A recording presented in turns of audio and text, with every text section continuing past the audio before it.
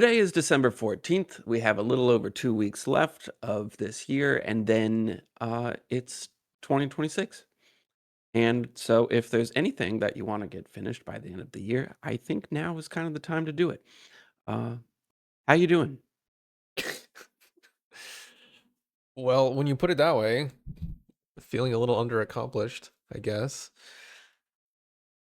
I think the idea with the New Year's resolution stuff is that you're not supposed to reflect back. You just pretend like you're going to do amazing stuff the next year. But maybe that's not so healthy. Yeah, I don't know. I kind of thought I'd be a little further along in some respects, but Well, uh, okay, my side, like 2 weeks ago, 2 or 3 weeks ago, we were talking, and I was saying I wanted to just get a whole lot of art done by the end of the year. Like, just, lots and lots of productive drawing and working, but I can't seem to really do anything. There's probably a couple different factors, but my brain just wants to slow down, and I think I just kind of want to reflect on stuff I've done this year, or yeah. it just reflect on the year. I don't know if it's power of suggestion, just from a year is ending, now is the time to reflect, or if it's actually kind of built into the human psyche. I don't really know, but I find myself just kind of slowing down, not really being able to really focus on like doing the work. And I think it's kind of funny because last year at the same time, well, maybe it's not funny, but I was also not doing really anything in December last year. Uh, and so it's just kind of weird that, oh, Yeah. a year later, I'm not really doing anything, but I've already started thinking back on all the stuff I did this year, and I did a lot of stuff, and it's very easy to not even think about that. And so for a while, I was feeling unaccomplished, but then I started thinking about everything I've done this year, and it's a lot, just not in December, I guess. Okay. I did do something kind of interesting this week. I took all of my health data from like my watch and food logging and stuff and all those kinds of measurements and got it all pulled into one database that I could just like have in one place on my computer and kind of like pull out data and look at it and do a little bit of analysis and just look at general patterns of my heart rate variability over time and how much I'm running and stuff like that.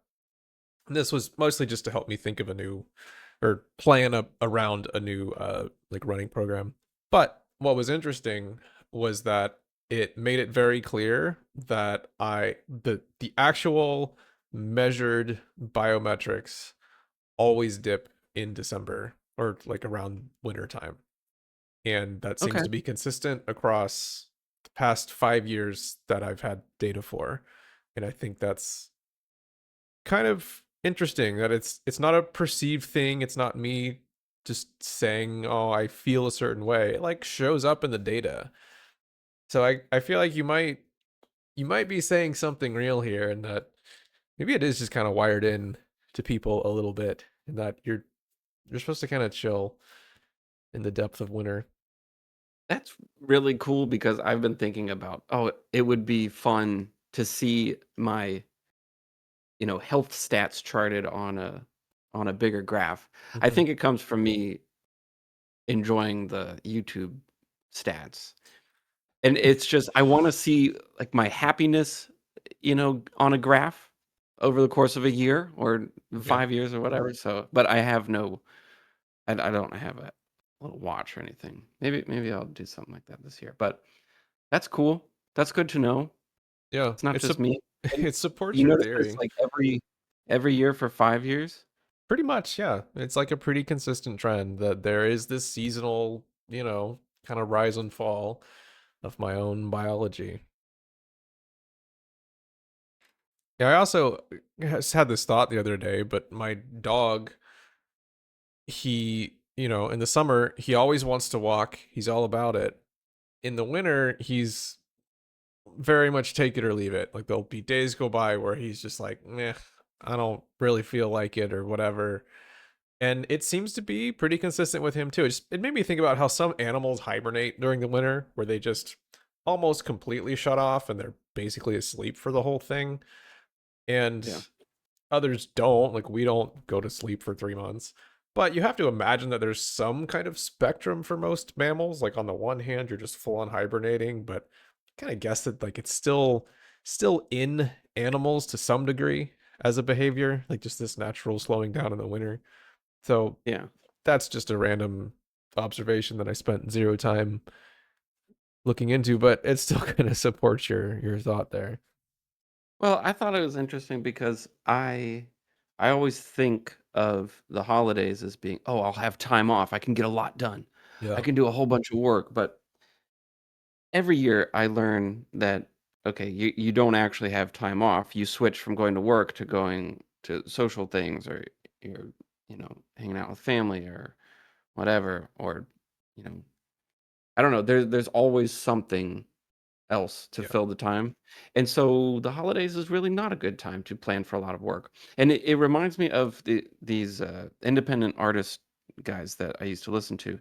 And like they ran their business off of their own art. And so they would sell, different products throughout the year. And if I remember right, I think it was January and February that they learned you basically just don't sell anything Hmm. because, everyone's spending money at Christmas, and then they don't spend any money for the next 2 months, and so they plan around that, and so Yeah. I just keep thinking about that for this. It's like, "Oh, no, I need to learn that December is not a time for production. It's, Right.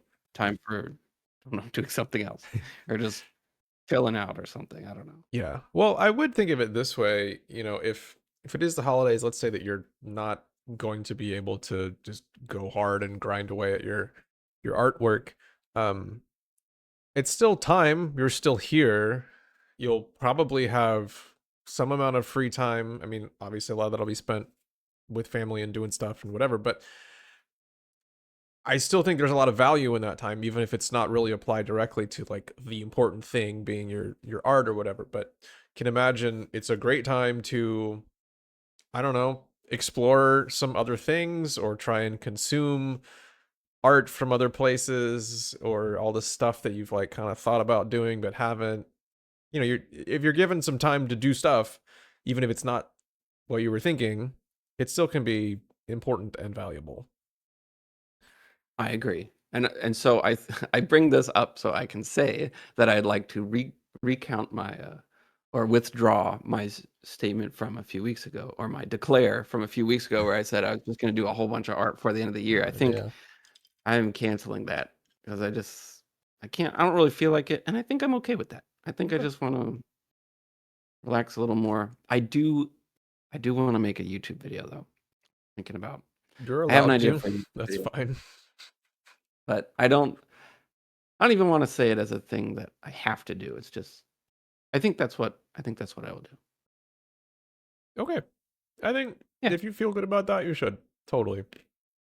yeah. On on the YouTube But note, just real quick, it's been 3 weeks since we did a podcast. I've decided I'm going to stop signing off with we'll see you next week because I swear every time I say that, we wind up ditching for one reason or another. So, whoops. But the past couple episodes we were talking a lot about YouTube, like in terms of consumption and me you set some rules in place, I set up some rules of getting off of YouTube.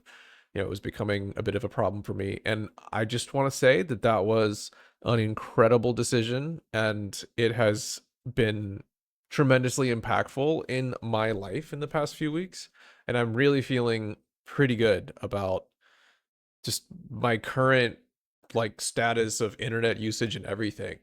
It was kind of feeling a little bit like whack-a-mole, having to, going way back, like getting off of Instagram and Facebook and all these different like social services and, resisting the temptation to use TikTok. I was stuck on Reddit for a long time. Then YouTube kind of took its place. But it seems like one of the upsides of the internet having been eaten by like six websites is that yes, you have to do whack-a-mole, but there's not that many. There's like half a dozen.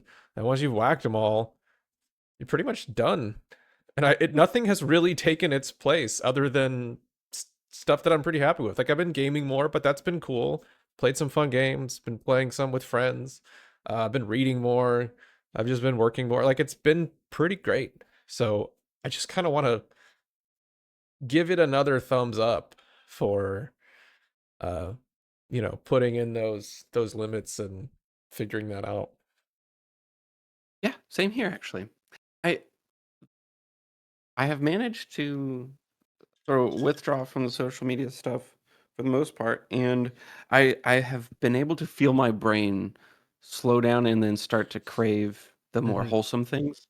So I'll open up my computer and think, "Eh, I'd rather read a book," you know, Yeah. which normally it's you open up your computer and you tell yourself, "Oh, I should go read a book. I wish that I wanted to read a book." But now it's like, "No, I would Yeah. really rather just sit and and read." So, like my brain has shifted to a slower pace and starts to crave that more. Yeah. And That's yeah, fantastic. Yeah, yeah, I've been I think I mentioned this, but I have all my internet rules and stuff set up. And like when I say rules, I mean like software rules running on the router back there, but it blocks all my devices from YouTube except for the ones that I've specifically put into my RSS feed. But I have it set up to where on Saturdays I'm allowed to browse YouTube. Like the block is removed for Saturday and I could just go, run around and do whatever. And at first, I was craving that. I'm like, ugh. Okay, yeah, sure. I watched this boring maker video from, Adam Savage working on the joint of a robot in his shop. That was boring. I can't wait to get back to YouTube and like just shove all this stuff down my throat.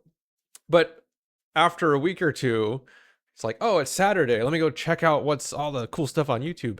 And it's like, it just feels kind of gross. I mean, not even me intellectually saying, "Ooh, I don't like this anymore," but just the feel of it, like seeing all the all caps spicy political hot takes and whatever. You're like, "Oh, why was I ever into this at all?" I mean, it just doesn't really hit the same, and I wind up just either not doing it or going back to these boring maker videos or whatever.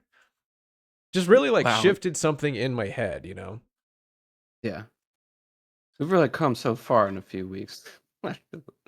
It it's just funny because like a week later, or 3 weeks later, a month later, whatever, you'll slip back again, or I'll slip back again, and you forget that. You will Yeah. forget what it feels like to feel healthier. You forget what it feels like to feel slower. It's just gone. It's so weird that at least that's the way it was for me. It's like when I get back to reading, slowing down, and doing a little drawing, whatever. It's like, oh yeah, this is the thing that I've been fighting for. This is the way Yeah. I'm supposed to feel. But you really forget that it exists when you're throwing it all away, I guess. I think what's hard is that it's such a blurry gradual transition where like you can wind up back there not because you had some like tremendous earth-shattering event of like, okay, I'm breaking my brain today. It's like you just spent a little too long doing the wrong thing and just like, I think it's fine, no big deal. And it just like it's such a gradual, easy backsliding into your brain getting revved up that you just almost don't even realize it's happened until you pick up a book and go, oh, I can't. I need Yeah. more. It's just and it's such a like the opposite is true as well. Getting back into slow mode where you can do something that doesn't require constant, novelty and dopamine hits. That's a kind of a slow process too. Like you'll just wake up one day and go, "Oh, I feel kind of chill. I don't think I need to do any of that stuff." Yeah. I did a little show the other day, a little market show thing that I thought was What interesting. what does that mean? Okay, so there's at work for the first time ever, and I don't know, it just kind of came out of the blue. They had this little like art market, like literally just for people that work there, but we're pretty big company now. So if you could sign up to sell some of your art or your prints or whatever. And so I I didn't even actually plan on doing it, but um you remember those all those little rabbit drawings I did, like the Mm. cardinals and the owls and stuff, all those quick little animal drawings? Well, I had brought them in to show somebody just that day, and then it occurred to me, "Oh, yeah, the art market's today." I was like, "Oh, maybe I'll," because 'cause I'd totally forgotten about it before. I was like, "Oh, maybe I'll just set it up and sell this stuff." So, I've never done any kind of market, any kind of Mhm. selling things behind a table ever in my life. And so I thought it would be perfect to just like dip my toes into the art market world, which is something I want to get more into this next Yep. year. And it was great. It was really fun. That's Not a lot cool. of people there, but I had a little table and I put all my little drawings up there, my original drawings, and I priced them, and I sold quite a few of them. It wasn't that many, but it was just really fun. It felt like it's like when you don't do something and you just think about it a lot, you can only get so far in your, I don't know, idea of it. Yep. And I don't know, it felt really good to just get that first tiny little baby step into it. Like, oh, this is what it feels like to sit behind a table and sell things. What it's like to talk about my art to people that come up and ask me questions. What it's like to have a bunch of people go to a different booth and buy a bunch of stuff over there and totally ignore me. And I don't know, there's yeah, a lot of little fun instances, and I don't know, it was just cool. I don't really have anything much to say about it other than I did it, and I Yeah. feel like I learned a lot, and it was cool, and it just like, I'm proud of myself for just doing that little thing, and then, I don't know, it gives me sort of a mental model of it or whatever to get started, and then the next one will probably be like that times 100, Well, but it could be you could put something in between the times 101 or whatever, you know. yeah, That's yeah, great though. I mean, I love it. It's so nice when you kind of get that experience that leaves you in a place where you're like, oh, I got this. I would like to do more of this. And it yeah. kind of leaves you thinking about how you might lean into it. Well, it was cool. How about you? Apparently, you wrote a blog post for something. I don't know anything about this.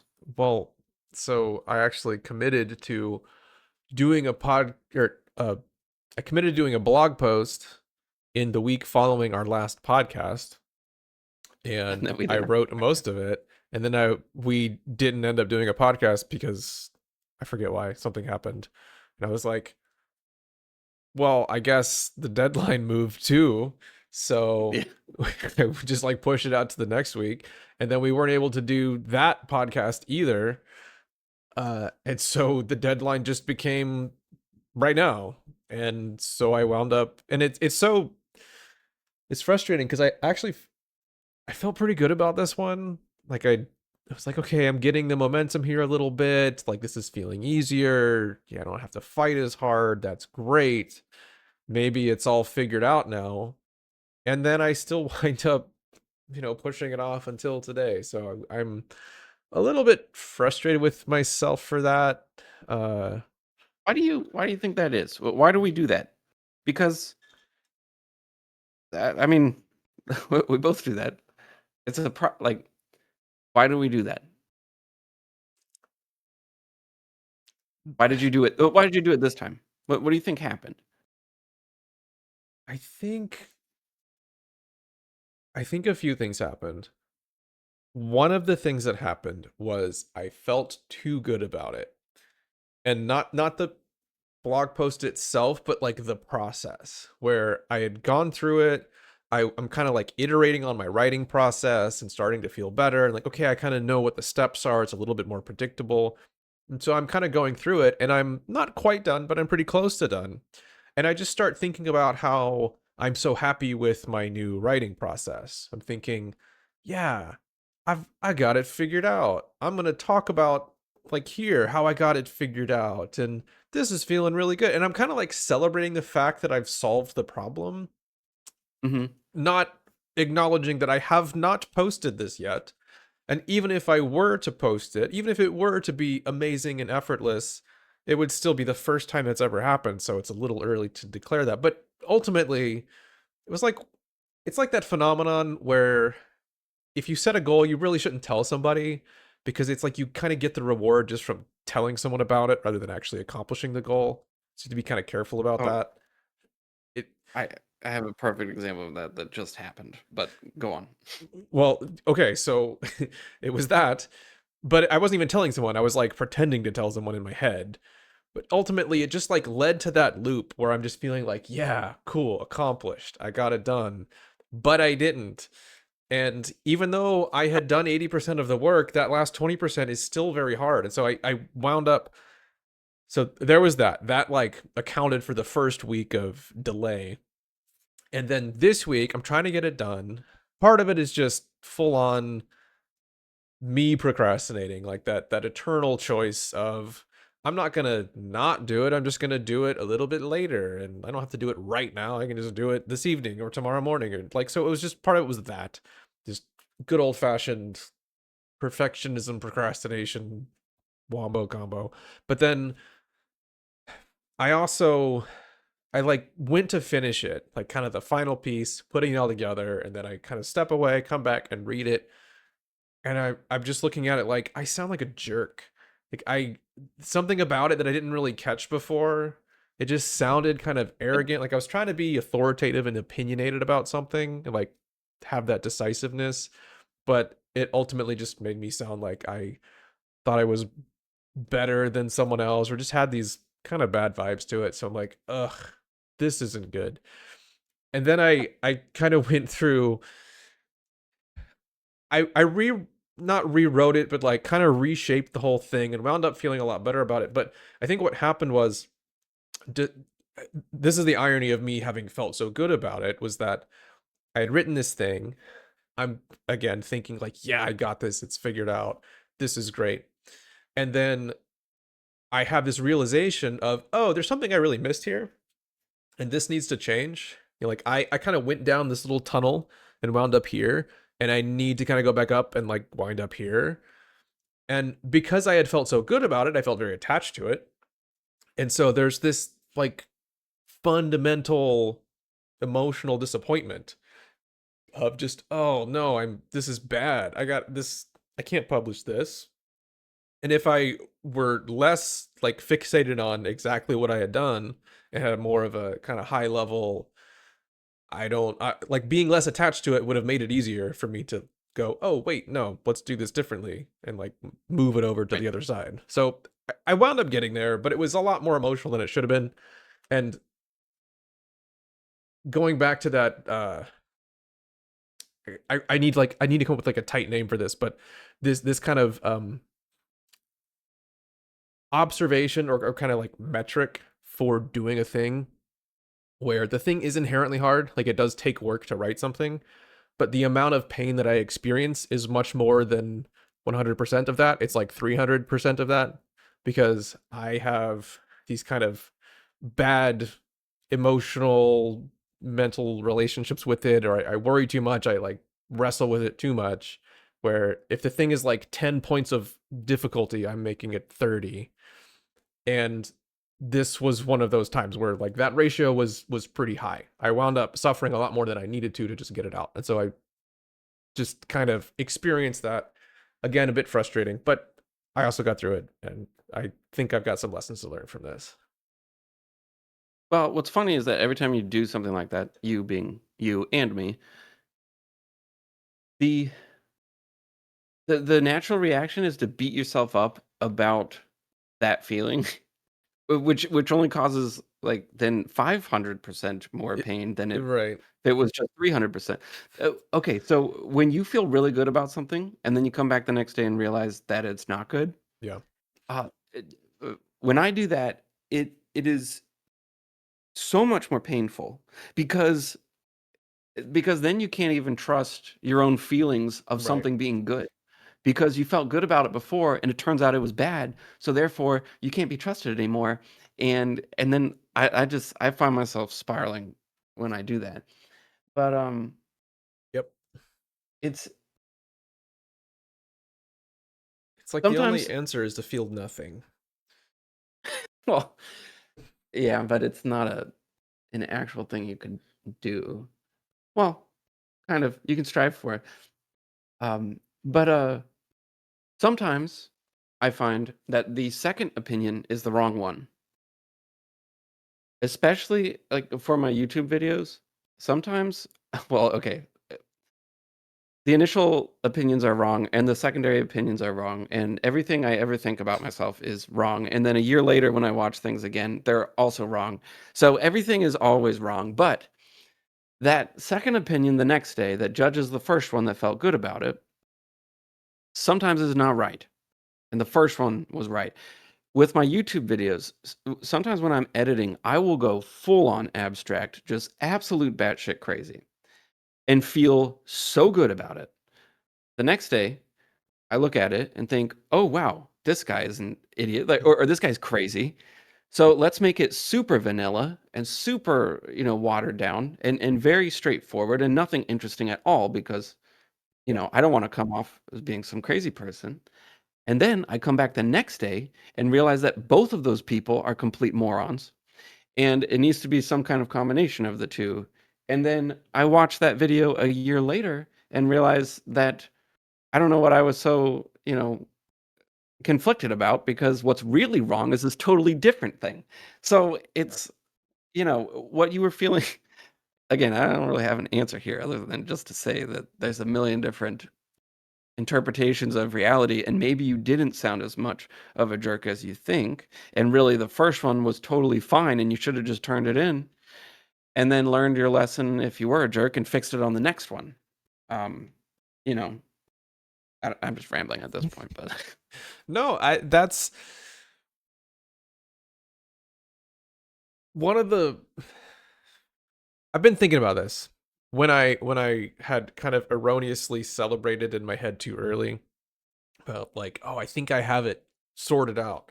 I still think that was a valuable insight, so I do kind of want to talk about it, even though somewhat ironically, like me feeling too good screwed things up. But the observation that I had was that when I'm writing something or really creating anything, I think this applies to just about anything. The hard parts, like the truly difficult parts, aren't like it's not the work. Thinking of ideas is not the hard part.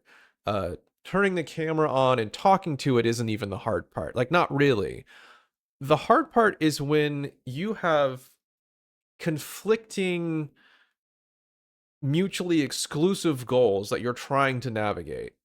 For me, if when I'm writing something, like trying to put words on a page, what really makes it difficult is when I'm wrestling between I want this to be short and punchy and dense and interesting, but I also want it to be comprehensive and cover, all the possible objections and corner cases. I need to explain myself fully and make sure the person understands, but I need to be very short and make sure that they aren't bored. Like having to deal with those two things, like what you just said, I want to be weird and creative and off the wall, but I don't want to be crazy and confusing and annoying to people. I'll go with like the vanilla simple direction. Like you have a spectrum of things and you're wrestling with these two opposing forces. And so in the process of writing, like me trying to iterate on the actual process itself, improving a process really has to do with trying to, as much as possible, like prevent those moments of having to wrestle between the two things. So Mhm. what that translates into the actual writing process is that it's now a 3-step or 3-stage process that I have. So the very beginning is pure like information collection, idea generation type of stuff. So the only thing I'm doing when I begin writing something is to just like have little bullet points of bits of information or little, observations, metaphors, turns of phrase, anything that comes to my head that I'm like, oh yeah, this is related, or this is interesting, or I like this. It's not an Mm, outline. There's no kind of like sorting or organization or anything, because that implies, wrestling with like the structure and the trade offs. It's pure just whatever could conceivably be written about, any idea that just goes down. And that makes starting it very easy. Where if I like want to go work on my article, just have to like think of some stuff and write it down. I'm never debating whether it ought to be there or not. Um, the second phase is where I've like collected all this information. And the second phase is just taking it all and like trying to like doing the organizational step of, okay, what's going to come first, what's going to come next, what kind of groups together, and then actually stringing that into prose where it is sentences that connect. The reason why it's 3 steps now, it used to just be 2, where I would like do the bullet points and then try and write the article. But writing it is difficult because you wind up wrestling with those 2 poles of, oh well, this needs to sound good, it needs to be complete, whatever. But oh, it's too long, it's too wordy, it's repetitive. So now it's 3 steps where the only goal in that second phase is just to like get it onto the page, get things loosely organized, make sentences out of it. But there's no real attention to like the length, brevity, like the tightness of it. It's really just create the rough model. And then the third stage is like, okay, now I have this rough cut. It's all pretty much in place. Now my goal is to like take it and kind of squeeze it down, tighten it up, another pass, make the stories a little cleaner. And so in that case, like I'm only doing one thing in each phase rather than like having to deal with the fundamental tension of both. Um, but anyway, that's like just, I've been thinking about that specifically, and not just as it applies to writing, but as it applies pretty much to life in general, in that things really feel hard when you're trying to do like 2 opposing things at once. yeah, that's almost exactly the process I came up with YouTube videos. I'm trying to process what you everything you said. It's amazing how simple that sounds. You start big, you blue sky it. You come up with a ton of ideas. Number 2, you you start grabbing the best ones, you string them together into a cohesive thing, and then number 3, you execute it, and or 2, you execute it, and then you clean it up in number 3. Yeah. Number 2 is the hardest. The second phase is the hardest thing, and that's where you wrestle with I don't know which way to go. And there was I don't know if this will, well, in my last video, it's my second best performing video. So it's doing great right now. I I I had all these ideas on what I wanted to do, and I had a vision of how I wanted it. And then I go to record it, and it's it just my brain is stuck trying to. I had a very hard time talking. I didn't like the camera angles. I didn't. It just felt uncomfortable. I hated it. Everything I said just felt fake and stupid and whatever. So I was getting really, really frustrated with it. And so I eventually just I became so upset. I just grabbed the camera off the tripod, shoved it down at the sketchbook, and then just started talking. I was like, I don't care what I meant to do beforehand. I don't care Yeah. what structure I had before, what script thing, whatever I was trying to do. I just don't care anymore. And when I did that, I did one take, go straight through, and then I just worked with it. It didn't feel great, but it felt fine. And then I was able to find a way to edit that down and make it work, and then build on top of that. But what happened was exactly what you're saying, that I stopped fighting the multiple directions that I Yeah. was torn into, resolved the unresolved issues, and even though it may not have been, like, the perfect way to resolve it, I resolved something and decided to do one thing, and then that's when I was able to continue. I mean, I don't think we can come up with a formula to make this work perfectly, but it it is nice to know that when that feeling comes in where you're just really conflicted Hmm. and you get really frustrated where you're torn between, two different things or multiple different things, it's like the only solve for it is to resolve it into one thing. Um, Yeah, I think the point is less about the formula. Like I agree with you there's not a formula that solves it. I think what really is important is to recognize like the fundamental forces that are down at the bottom there. You know, the tension between opposing goals. I think also another really key one is just the recognition of, I call it just fuzziness or something, part of the whole thing that like is bothering you, but it's kind of ill defined, it's permeating into other things. It might be what's causing you to resist the whole process. And if you just stop to think, it might be something you could even point at where you're like, I don't like the camera angle, all right? I don't like the way I'm trying to talk about art, but I can't show it at the same time, or whatever that might be. I was working on a technical problem this week and I got really stuck on it. And I just kept trying to think through it and I like couldn't make thought progress almost. I'm like, I can't solve this problem. It's bothering me. And I finally kind of got down to what is it about this problem that's bugging me so much. And I finally realized that it was like this certain distinction that I hadn't made where like the particular problem was like a networking thing where like devices are trying to communicate with each other.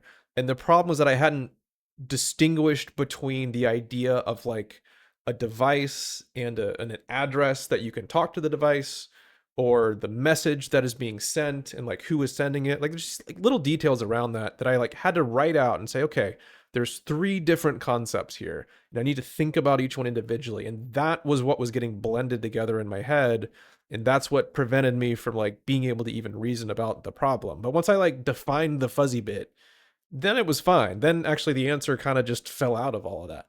But the fuzziness problem I think is a big one. So whatever the process is, it's probably going to evolve a lot, and like it kind of even requires you to do something different or unique maybe every time, but like recognizing those really fundamental pieces I think is what I'm like starting to get a little bit more tuned to, and it's been very helpful for me.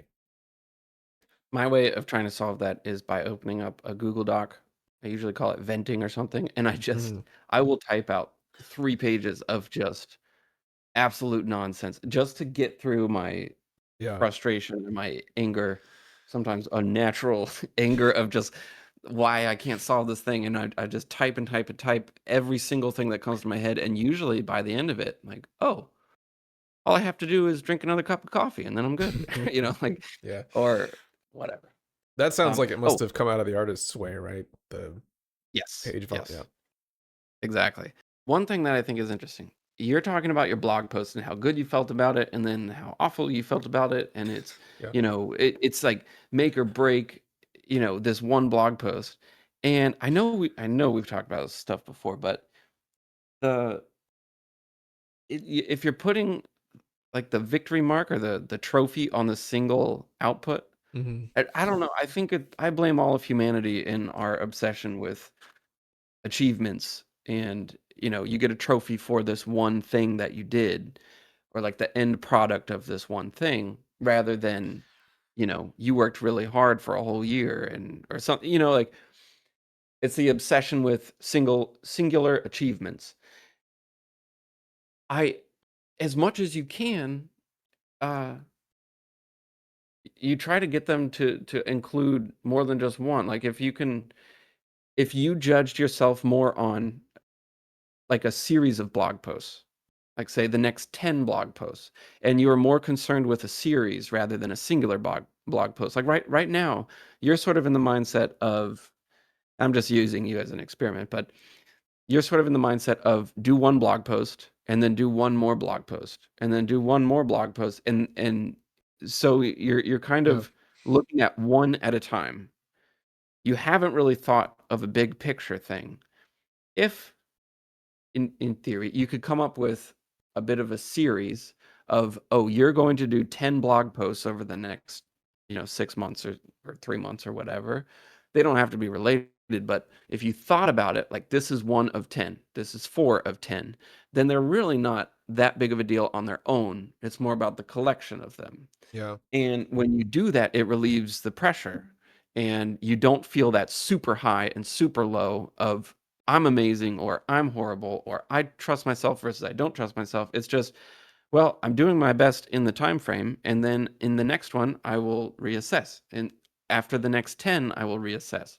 And it relieves a lot of pressure. And I've done a very bad job recently making that not the case. And so now I'm thinking, oh, in order to make a YouTube video, I need to make a new drawing. In order to make a new drawing, I have to come up with an entirely new story. And in order to do that, like I need to have a totally original, 100% amazing idea. And it's just like too many things are accumulating and causing too much pressure. I need to find a way back to a bigger series. And each one on their own is not that important. I like that. That actually, I hadn't really thought of it that way, and I think you kind of got something there. Um, trying to think about like zooming out a bit into multiple things that I want to write about. That feels pretty good. I'm gonna think about that. I'm currently like mentoring or kind of giving artistic personal art Yeah. advice to this person. And I've had a few sessions. Her art is awesome and I love it, but she sort of is starting this series and is getting very caught up in the first one or the first one that she's Hmm. doing with me. And the details seem really important, and it's just sort of this make or break mentality. And from my side, it's like, no, no, no, this is totally normal. This is not a big deal. Go through this one and then go through the next one and then go through the next one and then you'll start to feel good. The process feels good where you start to trust it because you know that you can go all the way through it and come out okay, even if Yeah. it's not perfect. But when you focus too much on a singular piece, it just becomes too important and it just kind of crushes you. So I need to listen to myself and Yeah. stop worrying about Yeah. yeah. It feels like almost always the error, the cognitive error is like an over fixation on something, some piece of the big picture. You know, it's rare that you like didn't care enough or didn't, you know. Yeah. Yeah. I think it's like an Almost over focus problem. yeah, almost as if we should be, living in the moment or enjoying the process or whatever. I mean, You yeah, know, you know. easier said though. But Yeah. that's what we're trying to figure out, I guess. Yeah. So, Plans? um I want to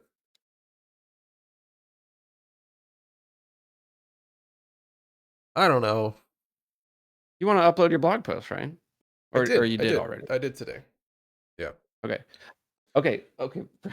For me, I said I wasn't going to make it a thing, but I am going to make it a thing because seeing how you don't do anything unless we make it official, I Yeah. know I'll fall into that trap. So I want to officially record a YouTube video on Wednesday and then do my best to upload on Sunday. You don't have to be mad if I don't upload on Sunday. The important part is that I get the monologue recorded. So a YouTube video this week.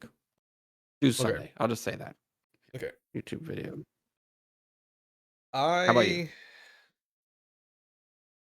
I I've been feeling really good from the, internet usage, mind pollution standpoint, but the stuff that has slipped a little bit has been like the routine and the regularity of like waking up and getting into the groove and all that stuff. So I kind of want to just refocus on that this week. Um, I got lots of stuff I want to work on, and I feel good about it. I think I just need to kind of line up the time and make sure that I'm just settling in every day. Like this last week, I had a couple really good days of work and like I felt like I thought about things well and solved some great problems. But there was a couple other days where it was just really sloppy and I never really got there.